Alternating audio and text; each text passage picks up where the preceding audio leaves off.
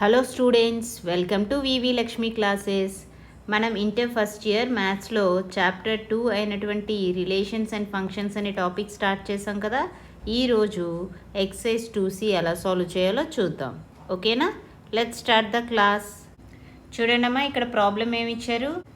Find the domain and range of the following real functions. So first one ఏమి ఇచ్చారు చూడండి. First one, given that f of x is equal to minus of modulus of x అని ఇచ్చారు. Okay, మనం ఏం find చేయాలి? Domain find చేయాలి and range find చేయాలి. ఓకే, ఫస్ట్ ఇక్కడ మనకి ఏం తెలుసు? We know that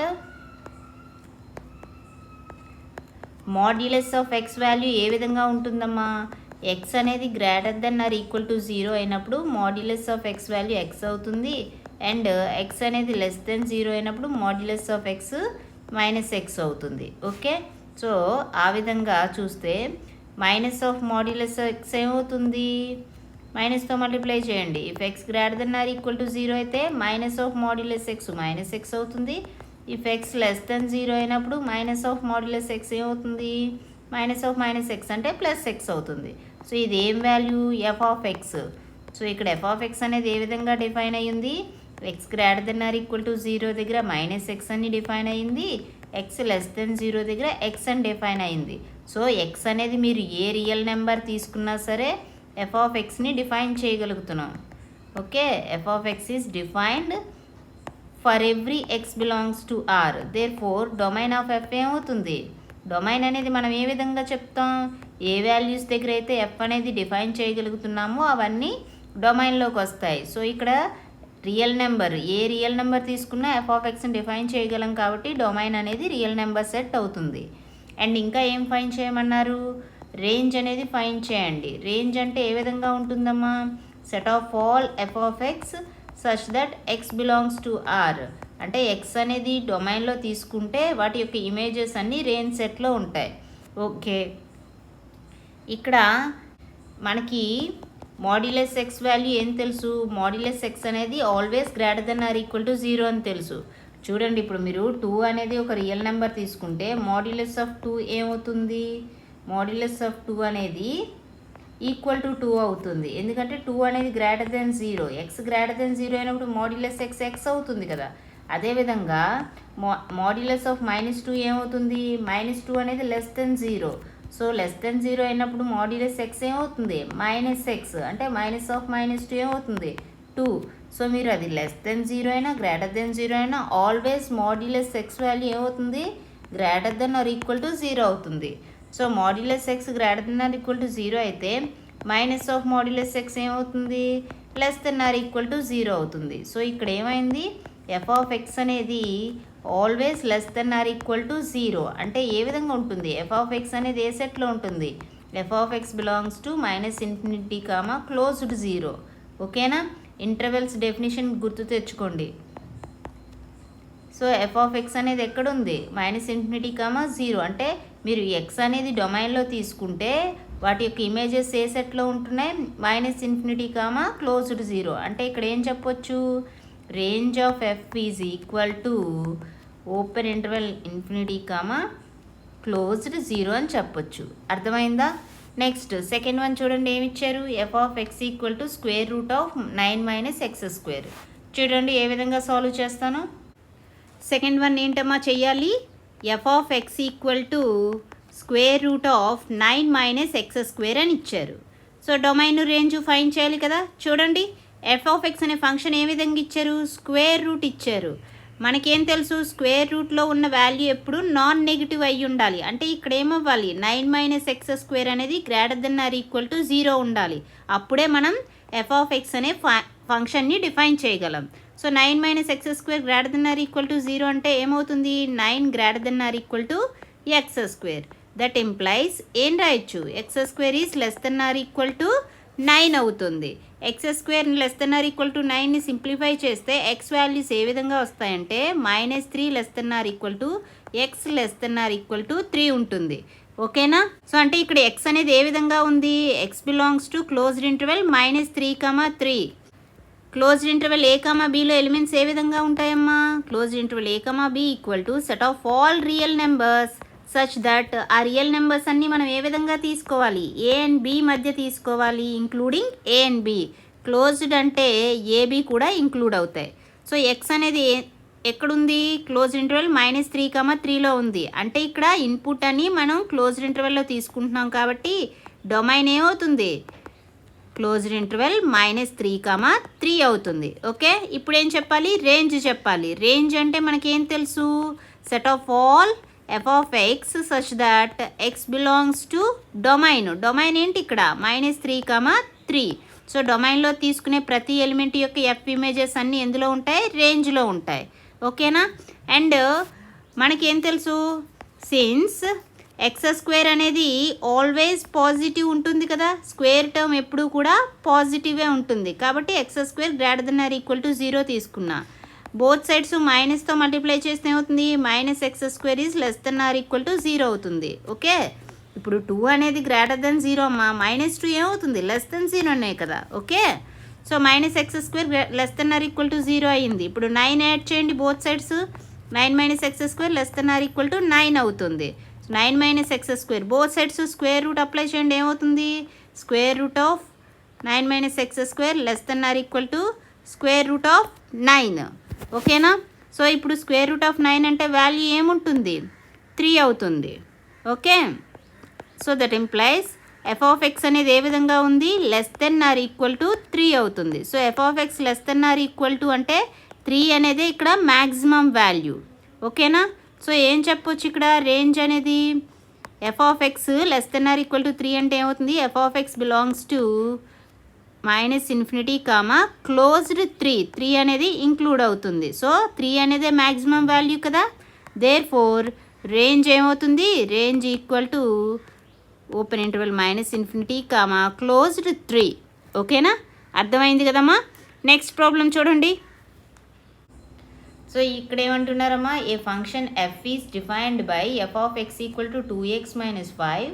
write down the values of f of 0, f of 7, f of -3. Solution చూడండి.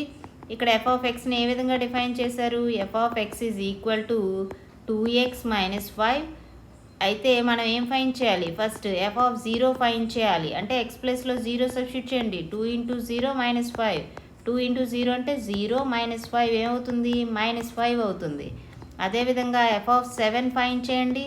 x ప్లస్లో 7 సబ్స్టిట్యూట్ చేయండి. 2 × 7 - 5 అంటే 14 - 5 = 9 అవుతుంది. అదేవిధంగా నెక్స్ట్ f of -3 ఫైన్ చేయండి. x ప్లస్లో -3 సబ్స్టిట్యూట్ చేయండి. 2 × -3 -5. 2 × -3 ఏమవుతుంది? -6 - 5 = -11. ఓకేనా?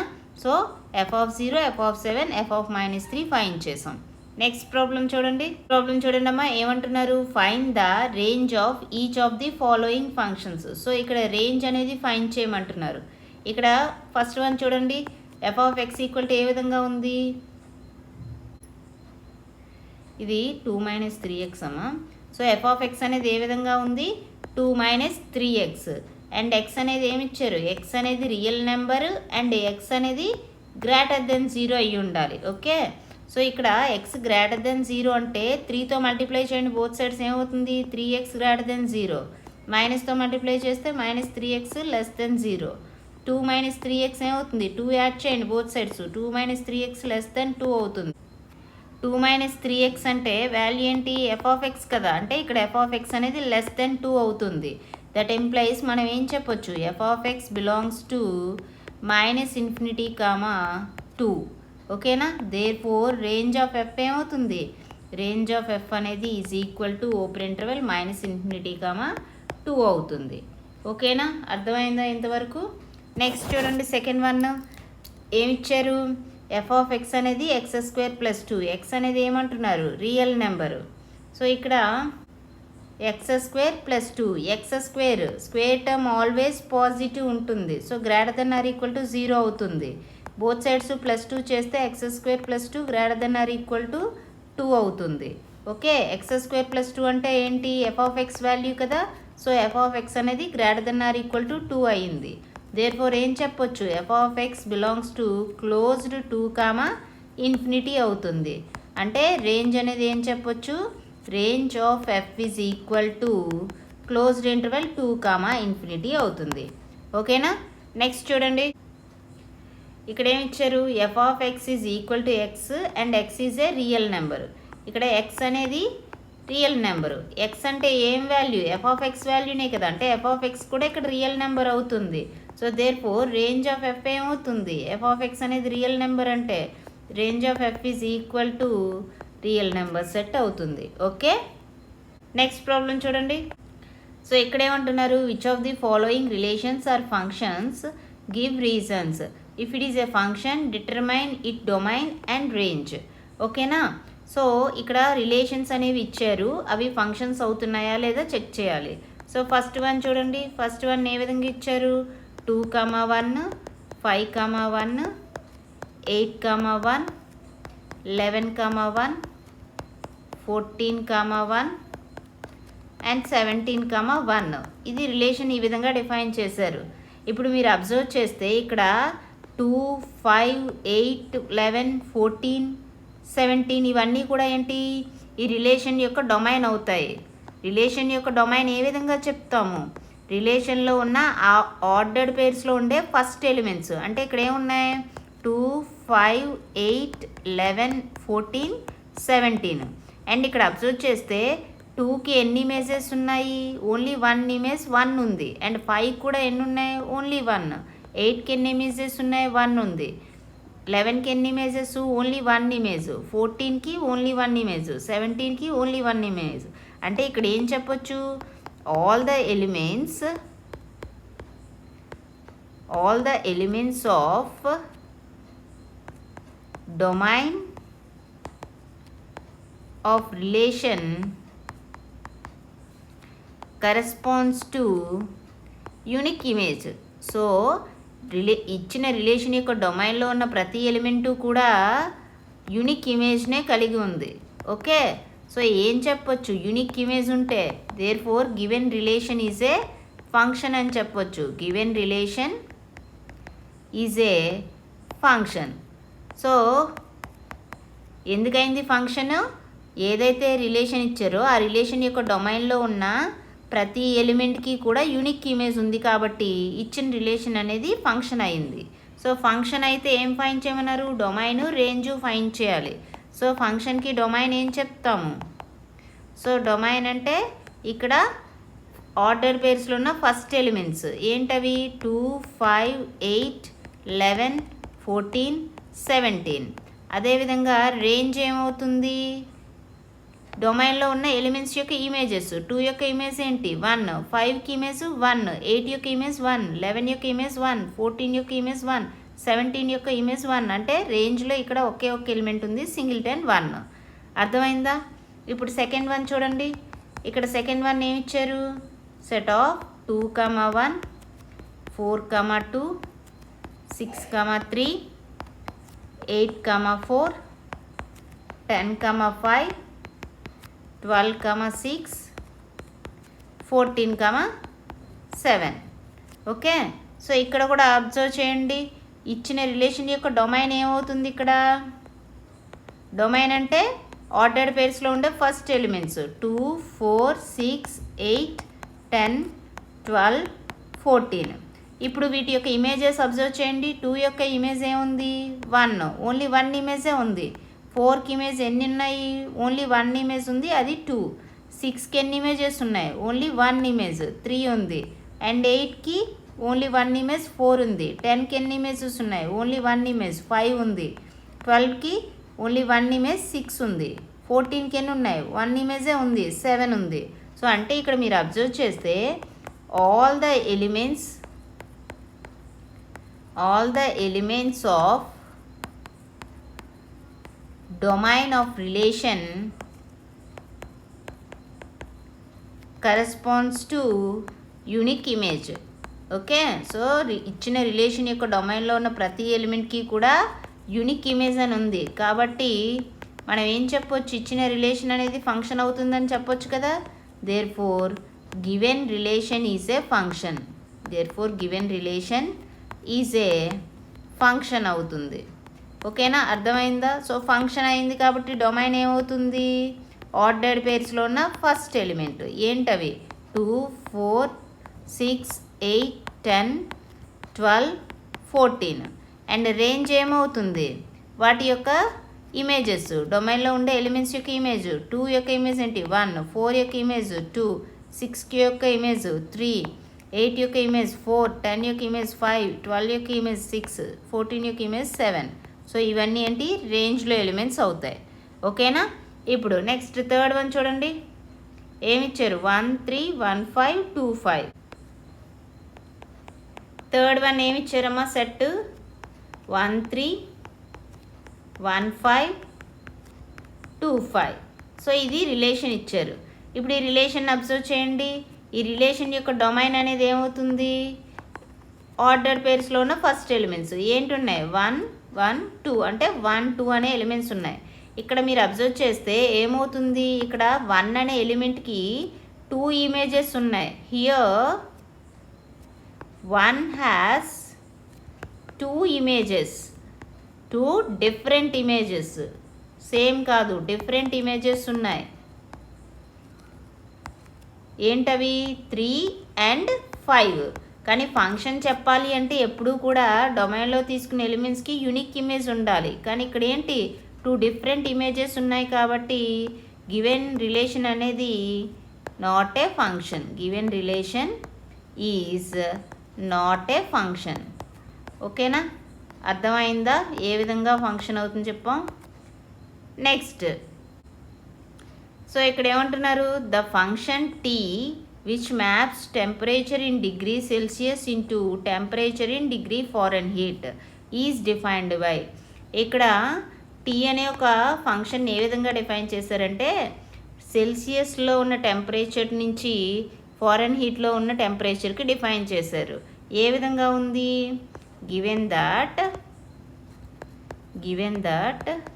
Tea of C is equal to 9c/5 + 32. ఈ విధంగా డిఫైన్ చేశారు. సో ఫస్ట్ వన్ మనం ఏం ఫైన్ చేయాలి? T of 0. సో అంటే సి ప్లేస్లో 0 సబ్స్టిట్యూట్ చేయండి. ఏమవుతుంది? 9 × 0/5 + 32. సో 9 × 0 అంటే ఇక్కడ 0 అయిపోతుంది. 0 + 32 ఈజ్ ఈక్వల్ టు 32 అవుతుంది. సెకండ్ వన్ ఏం ఫైన్ చేయాలి? టీ ఆఫ్ 28 ఫైన్ చేయాలి. ఇక్కడ ఎక్స్ ప్లేస్లో సి ప్లేస్లో 28 సబ్స్టిట్యూట్ చేయండి. 9 × 28/5 + 32. సో ఎల్సిఎం అనేది 5 తీయండి. ఏమవుతుంది? 9 × 28 అంటే ఏమవుతుంది? 252 + 5. ఎల్సిఎం అనేది 5 కదా. సో ఇక్కడ 32/1 ఉన్నట్టు. 5 రావాలంటే 5తో మల్టిప్లై చేయాలి. 5 2 = 10, 5 3 = 15. సో 160 అవుతుంది. సో ఏమవుతుంది? ఇది 2 11 412/5 అనేది టీ ఆఫ్ 28 వాల్యూ అవుతుంది. నెక్స్ట్ థర్డ్ వన్ ఏం ఫైన్ చేయాలి? T of -10. సి ప్లేస్లో -10 సబ్స్టిట్యూట్ చేయండి. 9 × -10/5 + 32. సో ఇక్కడ 5తో ఇది క్యాన్సిల్ అయితే 5 2s అవుతుంది. That is equal to 9 × -2 -18 + 32. Simplify చేయండి. వాల్యూ ఏమవుతుంది? 14. ఓకే, నెక్స్ట్ ఫోర్త్ వన్ ఏం ఫైన్ చేయాలి? ఇక్కడ టీ ఆఫ్ సి అనేది ఇచ్చారు. సి వాల్యూ ఫైన్ చేయమన్నారు. టీ ఆఫ్ సి అంటే ఏ విధంగా డిఫైన్ చేశారు? 9c/5 + 32 is equal to 212. 9c/5 ఈజ్ ఈక్వల్ టు 32ని రైట్ హ్యాండ్ సైడ్ పంపిస్తే ఏమవుతుంది? 212 - 32 అంటే 180 అవుతుంది. ఇప్పుడు సి ఈజ్ ఈక్వల్ టు 180. 5 అనేది ఇక్కడ డివైడ్ చేస్తుందంటే ఇటువైపు మల్టిప్లై చేస్తుంది. అండ్ 9 అనేది ఇక్కడ మల్టిప్లై చేస్తుందంటే ఇక్కడ డివైడ్ చేస్తుంది. 9 20s. 20 × 5 100. దేర్ఫోర్ సి ఏమైంది? 100 అయ్యింది. ఓకేనా, అర్థమైందా? సో ఈ క్లాస్లో మనం ఎక్సర్సైజ్ 2C అనేది సాల్వ్ చేసాం కదా. నెక్స్ట్ క్లాస్లో ఎక్సర్సైజ్ 2D సాల్వ్ చేద్దాం. ఓకే, ఈ క్లాస్ మీకు నచ్చినట్లయితే like, share, subscribe. Thank you for watching. Keep learning.